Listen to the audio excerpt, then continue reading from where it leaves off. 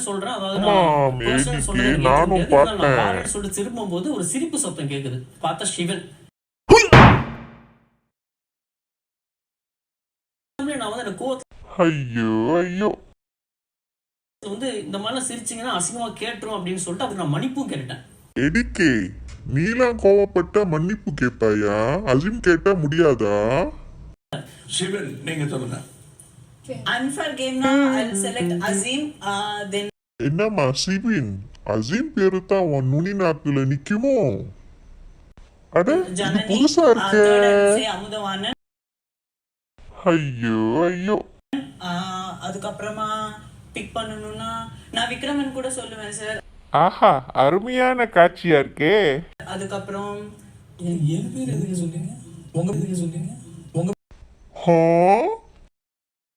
பேரை சேர்த்துங்க சார். உங்க பேரையும் சேர்த்துக்க இல்ல என் பேர் நான் சேர்த்துக்க மாட்டேன் சார். 4 பேர் நான் சொல்றேன் சார். ரைட், இவங்க எங்கெங்கெல்லாம் தவறு செய்தார்கள்? யா ஃபர்ஸ்ட் வந்து அசீம் வந்துட்டு நான் சொல்றேன் சார். ஏன்னா ஃபர்ஸ்ட் அதான் நான் பார்த்தேன். சகுனி தானே நீனு? சகுனி சகுனி வந்துட்டு எந்திரிச்சு போயிட்டு அமுதவாணனே மணியை ஹோல்ட் பண்ணிட்டு இருந்தாரு.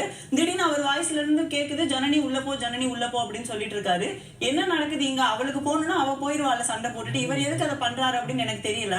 அதுக்கப்புறம் ஜனனி உள்ள போன்னு சொன்னாரு அவரு. ஆமா சார், ஜனனி உள்ள போ ஜனனி உள்ள போன்னு சொல்லிட்டு இருந்தாரு. நீ அழுது முடிச்சு அவர்கிட்ட தேங்க் பண்ணிட்டு இருந்தாங்க.